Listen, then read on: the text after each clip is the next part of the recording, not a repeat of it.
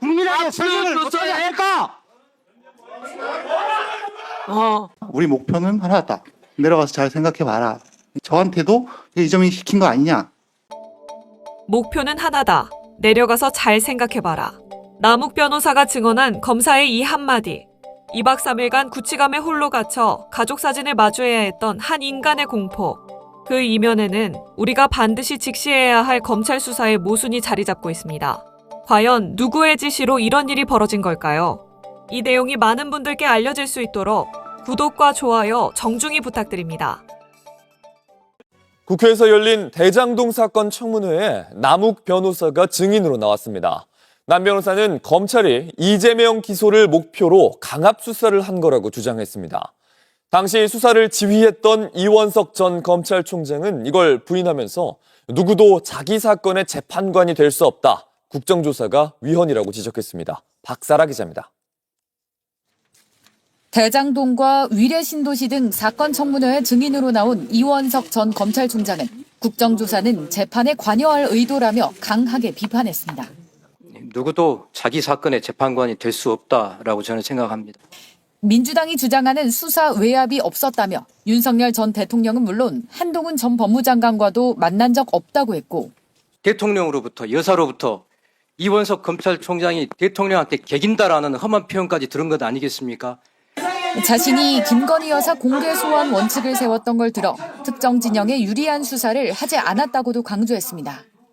반면 대장동 민간 개발업자 남욱 변호사는 이재명 표적 수사가 이뤄졌다고 주장했습니다. 우리 목표는 하나다. 내려가서 잘 생각해봐라. 저한테도 이재명이 시킨 거 아니냐. 잘 모른다. 시장이니까 시켰겠지. 민주당 위원들은 검찰이 유동규 전 성남도시개발공사 본부장 동건여 압수수색 조서에 이재명 당시 민주당 대표를 피의자로 잘못 적시한 것을 두고 몰아세웠고 입건도 안 된 사람을 피의자 이재명이라고 써놓고 이 과정에서 검사와 고성이 오가는가 하면 해서 국민에게 설명을 어떻게 할까? 여당 측 회의 진행에 항의하던 신동욱 국민의힘 의원이 퇴장 조치 당하기도 했습니다. 신동욱 의원 퇴장. 한편 이날 불출석한 수사팀 검사 중 한 명은 국정조사 직후 극단적 선택을 해 병원에 입원한 것으로 알려졌습니다. 오늘 국조특위에서 대장동과 위례신도시 김용전 민주연구원 부원장 조작 기소 의혹 관련 청문회가 열렸는데요. 여기 남욱 변호사, 대장동 개발업자였죠? 남욱 변호사가 나와서 굉장히 중요한 증언을 했습니다. 요거는 영상을 보고 와서 이야기 나누겠습니다. 서울중앙지검 구치감에 2박 3일 있었던 내용 증언한 적이 있으시죠? 네. 그때 어떤 느낌 들었습니까? 잠을 못 잤습니다.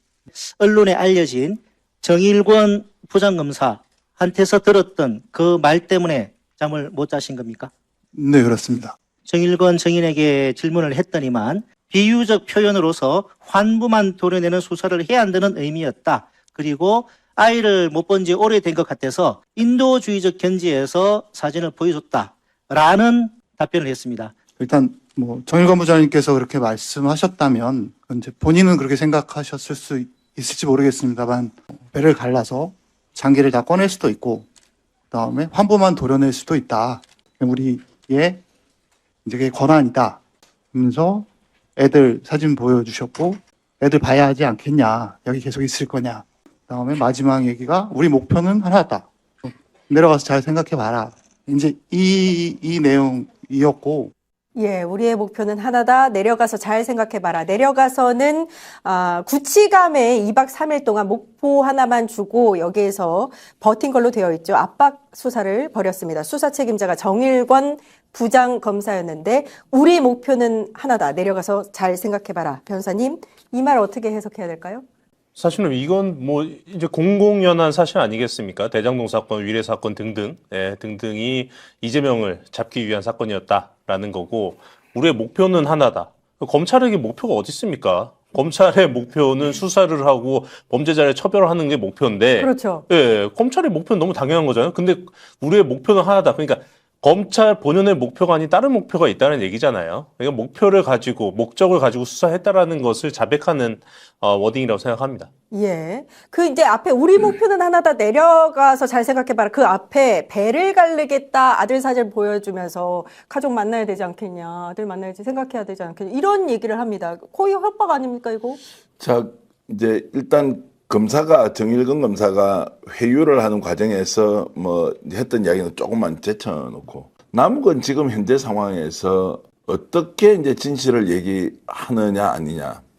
지금까지는 남욱이 검찰의 수사에 협조를 했기 때문에 의심을 많이 했죠. 왜냐하면 저 사람은 분명히 검찰의 회유를 받아서 허위 진술을 하고 이것이 결국 목표는 하나다라고 하는 이재명 당시 뭐 경기도지사 대통령 후보 그리고 지금 현 대통령으로 이어지는 이 과정에 허위 진술을 한다고 우리가 계속 공격을 했죠. 근데 이 사람이 지금 변호사 출신이고 사법고시를 한 사람 아니에요? 그럼 이 시점에 또 한나라당 출신이라는 것도 한번 우리가 이제 사전 정보로 가지고 있으면 이 사람이 지금 예를 들어서 본인이 살기 위해서 이재명 대통령에게 유리한 진술을 하고 있는 것이냐 아니면 충분하게 자유롭게 그 당시에 있던 진실을 폭로하는 것이 맞느냐라고 하는 두 가지를 놓고 어떤 경우에도 본인은 정치적 이익은 없다. 두 번째, 법리적 이익도 별로 없다. 확정 판결로 지금 수감 생활을 하고 있지 않습니까? 예. 자, 그런데 왜 저 내용을 실제 이야기를 할까? 검찰과 정반대되는 이야기를 하는 것은 지금이라도 이 사람이 법률가가 그 당시에 어떤 일이 벌어졌는지를 국민에게 진솔하게 얘기를 한다. 오늘 제가 가장 주목하면서 들었던 것은 민관과 관이 공동으로 사업을 하는 것은 어떤 경우에서 보면 민간이 이익을 보면 관은 배임이 되죠. 민간이 이익을 봐야 되는데 관으로 이익이 많이 넘어가잖아요. 예. 그럼 그 민간은 배임이 또 안 됩니까? 이거는 어떤 잣대를 보느냐에 따라서 민관의 사업에 대해서 어느 한쪽이 당초 계획했던 것보다 이익이 많이 생기거나 손실이 많이 생겼을 때는 현재 배임이라는 법 제도 체제 하에서는 누구든지 걸어 넣을 수 있는 거예요. 이것을 오늘 남욱이 이야기하더라고. 이 사안의 본질은 뭐냐? 민간과 공공이 사업을 하는 과정에서 이익이라는 게 생겼을 때 어느 쪽을 보더라도 죽이고 싶으면 죽일 수 있다. 검찰은. 그런데 목표는 하나라는 게 뭐예요? 다른 거 다 모르겠고 이게 이재명으로 연결되는 것만 있으면 된다라고 하니까 이 법의 맹점 또는 제도의 약점을 이용해서 이재명을 통해서 죽이려고 하는데 불어준 놈이 아무도 없는 거예요. 왜냐면 이재명 당시 성남시장이 개입한 적이 없으니까 오히려 우리가 이걸 더 가져오라고 따져서 훨씬 더 많은 돈을 환수하는 과정에서 당사자는 원수지간이 됐는데 그럼에도 불구하고 이것을 이제 법적으로 문제가 있도록 만드는 데는 진술밖에 없는 유동규는 그렇게 해서 진술을 했죠. 8억 원을 받았다고 하는데 8억 원을 받은 건 나중에 보니까 지 동거녀 전세값 대주고 고급 성형차 사는 데 다 쓰고 나왔는데도 이것도 인정 안 해줘. 어쨌든 남욱이 오늘 저렇게 얘기하는 것은 자유로운 분위기에서 실제 진실을 밝힐 수밖에 없다. 그리고 법률가로서 이 문제가 왜 이렇게 됐느냐라는 것을 오늘 명쾌하게 하여튼 설명을 해냈다라고 보고요. 잠시 후에 아이 배를 가른다. 이제 이 부분은 질문을 주시면 제가 따로 좀 답변을 드리겠습니다. 예. 그러니까 대표님 말씀은 남욱 변호사 아닙니까? 법조인으로서 마지막 양심이 이제 작동을 해서 지금 사실을 얘기하고 있다. 이렇게 분석을 해주셨습니다. 저는 양심의 작동이라고 생각은 안 합니다. 그러니까 저도 양심이라고는 안 하고요. 양심 아니에요? 지금은 있는 그대로 이야기할지 양심이 원래 있었으면 처음부터 그렇게 하면 안 되는데. 양심은 있었으나 과거에는 남욱이 서울구치소에서 있었는데 지금 서울중앙지검 지하에 구치감에다 2박 3일 동안 있었다고 하지 않았습니까? 이 모포 그러니까 담요를 준 것도 검사가 준 게 아니에요. 거기 침대도 없고 누울 장소도 없습니다. 다른 기사에서 사진까지 다 나왔잖아요. 국정조사 특위에서 그 현장까지 가서 문을 열고 다 봤습니다. 거기에 담요도 교도관들이 4인이 교대로 하면서 이런 적이 자기네가 20년 넘게 교도를 근무하면서 처음이었다. 남욱과 유동규가 이례적으로 처음이었다. 담요가 없었습니다. 담요를 구해다 준 것입니다. 그런데 남욱은 오늘 남욱 표정 보셨습니까? 저는 변호사가 저렇게 울먹이는 표정으로 겁에 질린 표정으로 있었던 거 처음 봤어요. 그러니까 본인이 과거에 구치감에 있을 때 검찰이 조사를 받았을 때 얼마나 억울했으면 저런 표정으로 저렇게 울먹이면서 얘기를 할까라는 겁니다. 오늘 이런 기사가 나왔습니다. 남욱을 조사했던 이용주 검사라는 사람이 있습니다. 이 사람이요. 저 국정조사에 증인으로 채택이 됐는데 오늘 기사가 극단적인 시도를 했다라고 나옵니다. 검사가요. 남욱을 그 구치감에 2박 3일로 두도록 했던 증거 자료가 있는 그 검사가 이용주 검사인데 극단적인 시도를 했답니다. 왜 그 검사는 극단적인 시도를 하면서까지 저 국정조사장에 왜 나오지 않았을까? 현재 지금 병원에 있다고 합니다. 그런 부분이 우리가 더 밝혀져야 될 검찰의 비리가 더 있는 거 아닌가라는 생각이 듭니다. 예. 일단 이 수사 책임자였던 정일권 부장검사는 이 국조에 나와서 모든 걸 부인을 했거든요. 근데 그걸 이렇게 신뢰할 수가 없는 게 방금 말씀하신 대로 남욱 변호사가 굳이 지금 와서 거짓을 얘기할 이유가 없지 않습니까?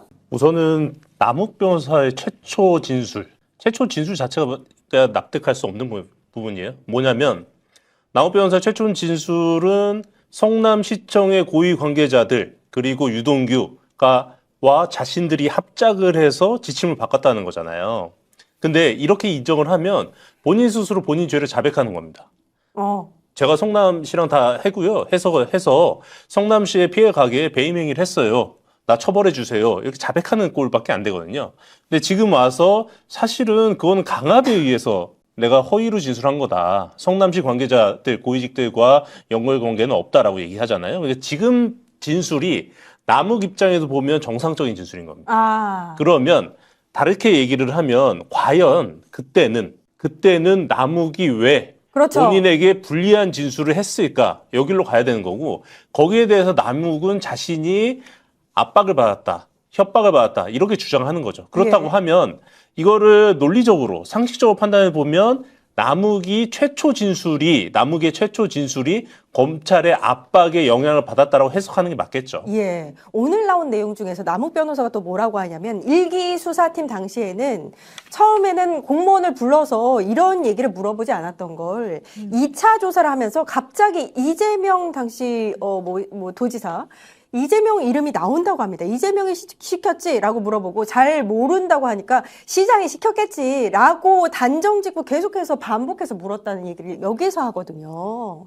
자, 그래서 이제 저는 오늘 이제 진술 내용에 대해서 이제 그 정일권 부장, 이제 그 당시 부부장 검사죠. 서로 얘기가 다른 것을 우리가 왜 이렇게 말했느냐, 저렇게 말했느냐라는 것을 이미 이제 언론에 다 나왔으니까 저는 오히려 이제 정일권 검사가 하는 태도를 보고 겁을 먹었다, 안 먹었다 이런 걸 다 떠나가지고 저 사람이 국민들 앞에서 이제 국회 정언을 하는데 본인의 기억 속에는 특수부 검사라면 그렇게 확 돌아버리는 건지 자, 그 당시 구치감에 2박 3일을 갖다 놓고 애들 사진을 보여주면서 장기를 꺼내서 어떻게 한다는 것이 진짜 애 장기를 꺼낸다고야 인간인 이상 할 수가 있겠습니까? 근데 애들한테 니도 봐야 되고 감방생활 오래 하기 어렵고 한 번만 도려내는 거 하려면 너 적정하게 동의를 하라 뭐 이렇게 했을 거 아닙니까? 표현은 이제 장기를 도려낸다는 표현이 훨씬 더 자극적이에요. 그러면 제가 원래 한 의도는 당신이 이재명하고 관계가 있으니까 거기서 출도 좀 해주고 그리고 좀 뭐 다른 사건 정리정돈해서 빨리 나가면 되는 거 아니냐라고 순수한 의도에서 왜냐하면 수사의 속도를 빨리 하기 위해서 당신이 진실을 좀 고백해달라라고 이렇게 할 수 있잖아요. 예. 어떤 사람이 특정한 사실을 완전히 숨기고 있으면 그런 과정에서 나왔던 이야기 정도라고는 해야 된다고. 이 사람이 인간이라면 최소한 검사라고 하는 자도 기본적인 양심의 특권만큼은 있을 거 아니에요. 그러면 그 당시의 상황이 거의 일치하는데 이 사람이 해석을 잘못하고 있다라고 해야 하는데 나 그런 말 한 적이 없다고 딱 해버리면 이게 어떻게 됩니까? 아, 저놈이 완전히 새빨간 거짓말을 하고 있거나 남욱이 저 발언을 하면서 특별한 이익이 있다고 우리가 판단이 돼야 되는데 그 발언하는 과정에서 국김이 막 때로 덤벼가지고 수사 결과에 기록에 다 나와 있는 걸 지금 무슨 다시 범죄자를 양심스러워 만드냐 뭐 이런 식으로 지금 가버리잖아요. 아, 이것들이 한패구나. 검사하고 국김은 한패구나. 지금도 여전히 DNA 속에는 한패이기 때문에 다시 언젠가는 이 세상이 검찰공화국, 검찰 세상, 정치검찰이 되살아날 수 있다는 기대를 이것들이 하고 있구나. 정신 못 차렸구나. 아직도? 아니. 그래서 이것들은 오늘 본 국민들은 다 느꼈을 거예요. 존재해서는 안 된다. 우리 사회에 존재해서는 안 된다. 검찰청을 없애기로 한 것이 얼마나 다행이냐. 이것들 다시 살려놓으면 모든 사람이 그렇게 될 수 있는데요. 마지막 얘기가 우리 목표는 하나다. 내려가서 잘 생각해봐라. 이제 이 내용이었고, 그리고 이제 구치감에 내려갔는데, 여러 가지 생각이 들더라고요. 이게 이제 저는 혼자고, 변호인도 없었고, 이제 검찰청에 있었으니까 충분히 목표는 이해하고 있고. 검사님, 목표 누굽니까? 목표 누구였습니까? 그런 말 한 적 없습니까? 목표가 누구다, 목표가 어떤 것이다라는 말을 한 적은 없습니다. 한 적 다만 없습니까? 저희 수사팀의 목표는 환부만 도려내는, 그리고 실제 진실에 부합하는 사실관계를 확인하겠다, 이런 이야기만 했을 뿐입니다. 어떻게 보셨어요? 뻔뻔하죠. 네, 뻔뻔하고. 그 남욱 저분이 변호사잖아요. 예. 법률 전문가인데 예. 법률 전문가마저도 저기 끌려가면 저렇게 되는데 예. 사실은 일반인들은 그렇지. 얼마나 했을까 뭐 이런 생각도 예. 좀 들고요. 예. 저때 그러니까 그 2박 3일간 서울 구치감에 혼자 갇혀 있을 때, 네. 홀로 있을 때 그때 저 얘기가 나왔었던 거잖아요. 그러니까 저는 사실은 이쪽을 좀 주의 깊게 봐야 된다고 생각하는데 계속 그 포커스가 검찰에 맞춰지는데 사실 검찰 혼자 할 수 있는 일은 없거든요. 예, 모든 거 다 영장이 나와야지 가능한 건데.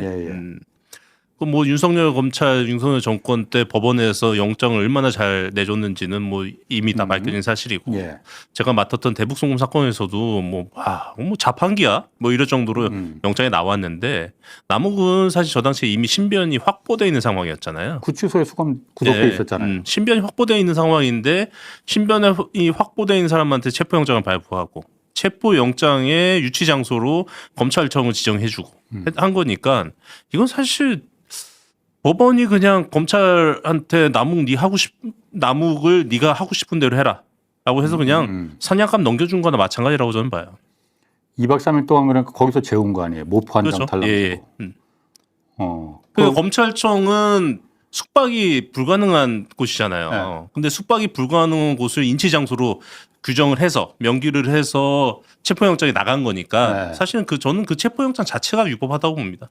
저 55개 그러니까 구치감인데 딱 혼자 있었다는 거 아니에요? 2박 3일 동안. 그렇죠. 네. 구치감에서 밤에 잠을 잘 수는 원래 없는 거라면서요. 그렇죠. 네, 그런 상황인데 제가 정일권 검사랑 이제 남욱 변호사의 저 발언이 법정에서 나오고 나서 제가 이제 정일권 검사한테 바로 전화를 해가지고 그 인도적이고 도의적인 차원을 이제 저한테 얘기했던 거거든요. 그게 이제 퍼진 건데, 그때도 제가 정일권 검사랑 통화하면서 느낀 건데, 너무 법정에서부터 계속 수년 동안 봐왔지만 정일권 검사의 그 메시지 중에 저는 이 환부라는 얘기가 항상 일관돼요. 그러니까 이게 무슨 얘기냐면은 자기가 수사하고 이렇게 조사하고 취조를 하는 과정을 항상 의사에 비유를 해요. 마치 환부를 도려내서 그러니까 목적을 정해놓고 목표를 정해놓은 상황 속에서 이렇게 우리가 행동하는 모든 것들은 의사가 집도를 하는 것처럼 마치 환부를 도려내는 것처럼 얘기하는 거예요. 이거 바꿔 얘기하면은 우리 목표를 정하기 위해서는 요거는 겨냥된 목표가 명징하니까 이거 환부라고 아예 정의를 내리고 그 우리들이 하는 수사 행위가 의사의 집도와 같다고 생각하는 게 머릿속에 완전 각인된 상황인 거예요. 그래서 통화할 때마다 우리들이 하는 수사 행태는 환부를 도려내는 거다. 근데 아니나 다를까 오늘도 그 얘기 나왔어요. 환부를 도려낸다고 얘기를 해요. 그 얘기도 한번 좀 들어보실까 그러면? 네. 그 얘기도 한번 마저 들어보시죠. 정일권 부장께서 본인이 배를 갈라서 장기를 다 꺼낼 수도 있고, 그다음에 환부만 도려낼 수도 있다. 우리의 이제 그게 권한이다. 그러면서 애들 사진 보여주셨고, 애들 봐야 하지 않겠냐? 여기 계속 있을 거냐? 그럼 가족 사진을 보여준 건 맞지만 가족 사진을 보여주면서 어려운 시기를 이겨냈으면 좋겠다는 그런 취지였던 것이었습니다. 그러니까 실은 앵커님 제가 그때 전화를 그러니까 남욱 변호사가 법정에서 울면서 저거를 폭로하고 나서 바로 전화를 했거든요. 이제 다행히 정일권 검사가 제 번호를 저장해 놓진 않았더라고요. 그래서 받았는데 근데 받았는데 정일권 검사가 딱 받자마자 제가 이제 이런 일들을 폭로를 했다. 이거 정말 맞냐 그랬더니 뭐 환부 얘기를 하면서 얘기를 하더라고요. 의사의 집도 과정. 근데 정말로 묻고 싶었던 게 뭐였냐면은 애들 사진 왜 보여줬냐고. 그러니까. 그거를 정말 묻고 싶었어요. 그랬더니 정일권 검사가 그때 처음으로 했던 얘기가 이거 인도적이고 도의적인 차원이라고 얘기를 나도 그 기사 김종훈 기자 기사 읽었어요. 그러니까 너무 충격받았어요. 제가 인도적 차원이다. 도의적인 도의적 차원이다. 차원이다. 아니 오랫동안 애들을 못 봤을 테니까. 그러니까요. 애들이 1년 동안 그 구치소에 있는 사람 못 봤다고 포렌식에서 얻어놓은 그 일기 수사팀의 자료를 들고 와가지고 밤 12시에 보여주면서 이런저런 네가 얘기하면서 환부 얘기하고 배 가른다는 얘기하면서 갑자기 애들 사진 보여주는데 인도적이고 도의적이래. 2박 3일간 그 구치감에서 혼자서 그 독방에서 방치시켜 놓고 그게 인도적인 얘기가 그러니까 그 얘기를 한 거예요. 그래서 내가 그 얘기를 들으면서 너무 일단은 남욱 변호사 그 얘기를 법정에서 한 것도 충격적이었는데 그걸 물어보니까 정일공 검사가 저한테 인도적이고 도의적이라고 얘기하는데 그게 잊히질 않는 거예요. 그래서 발발 떨면서 내가 그 녹취를 다시 정리를 하는데 이건 한 글자도 틀리면 안 되겠다는 생각이 들더라고요. 너무나 그러니까 이제 그게 퍼지고 나가니까 정일공 검사가 부인할 수가 없으니까 여전히 인도적이고 도의적이라고 얘기하는 거예요. 근데 저기서 계속 의사의 치료에 비유를 하잖아요. 사실은 저러한 그 정신 상태는 그 쿠데타 세력이 전형적으로 하는 정신 상태입니다. 무슨 얘기냐면 검사는 수사하는 사람들이에요. 그렇죠. 수사하고 공소 유지해서 유죄가 인정되면 처벌하는 사람들입니다. 이 사람들은 사람을 살리거나 뭔가 비정상을 정상화로 돌리거나 하는 사람이 아니에요. 네, 아닙니다. 그런 역할은 국민에게 선출받은 권력자들이 대한민국을 위해서 하는 역할입니다. 근데 저 사람들은 지금 내가 하는 행위가 대한민국을 위해서 대한민국의 문제가 되는 부분들을 도려내서 대한민국을 건강하게 정상적으로 만든다라는 그런 말도 안 되는 환상을 갖고 있는 거예요. 그러니까 그게 너무 비정상적이잖아. 근데 대부분 쿠데타 세력들이 그러거든요. 전두환 신군부도 이게 대한민국에 문제가 있다. 우리가 쿠데타를 통해서 대한민국을 살려내야겠다. 이렇게 생각한 거고 모르겠습니다. 윤석열도 쿠데타를 할 때 대외적으로는 그렇게 표명을 했을 겁니다. 검사들이 지금 반국가 세력 뭐 이 얘기 오늘 말도 안 되게 그 자신들의 수사를 의사의 치료 행위에 비유하는 거는 전형적으로 저 정당성을 인정받지 못한 권력 집단들이 하는 그런 착각이에요. 얼마나 특권 의식이 강하면 내가 하는 이런 수사 행위가 대한민국을 깨끗하게 만들고 뭐 이렇게 환부를 도려낸다고 이런 표현을 너무 당연하게 얘기를 해요. 그러니 이 상황을 보면서 이게 지금 이런 켜켜이 이런 상황 이런 인식들이 쌓여가지고 지금의 모습까지 이어진 거 아닌가 하는 생각이 더 자꾸 드는 거예요. 자, 그럼 아까 그 정일건 부장검사가 아까 그 전에 들었던 녹취에서 이게 우리의 목표는 하나다 이 얘기가 실체 진실에 부합하는 사실관계를 확인하겠다 이 이야기였다 이렇게 지금 이런 취지였다라고 말을 하잖아요. 이거는 우리의 목표는 하나다 그게 이건가? 뭐 어찌 보면 원론적으로 보면 그렇게 들릴 수도 있고 그건 어떻게 보십니까? 그거는 검찰의 역할이죠. 네, 검찰의 역할인데 검찰이 원래는 그거지 해야 하는 일이고 검찰에게 부여된 임무인데 그걸 가지고 자신에게 부여된 임무를 가지고 우리의 목표는 그거 하나다라고 얘기하는 거는 일단은 어법상 맞지가 않죠. 그러니까 남욱한테 그것만 한 게 아니고 우리의 목표는 하나다. 내려가서 잘 생각해봐라. 이 얘기를 했거든요. 그렇죠. 근데 물론 정일공 검사는 바로 이어서 이거를 부인하긴 했습니다. 자기는 이런 얘기 한 적 없다고 부인하긴 했는데 다만 이거를 그 당시에 이런 상황에서 얼마나 남욱이 그걸 명징하게 기억을 하는지가 중요한 거예요. 분명히 남욱 입장에서는 우리의 목표는 하나다 내려가서 잘 생각해라. 이 워딩을 너무 명징하게 기억을 하고 있고 그때의 순간이 너무 강렬해서 지금까지도 이걸 잊지 못하기 때문에 말하고 있는 겁니다. 물론 이건 충돌하는 지점이긴 합니다. 그러니까 정일건은 그런 말 한 적 없다. 없다고 지금 바로 얘기를 했어요. 하기는. 그러니까 그런 말을 그런 말을 하긴 했지. 그런 말을 한 적은 없다. 우리의 목표는 하나다. 내려가서 잘 생각해봐라. 이 말은 한 적이 없다고 말하더라고요. 근데 오늘 오전 상황에서, 그러니까 지금 차교근 의원이 얘기했을 때 질의했을 때 요 발언이 나오지 않았습니까? 이 남욱 변호사가 이 얘기를 하고 있는데 그 순간에 카메라가 정일건 검사를 비쳤거든요. 고개를 숙이더라고요.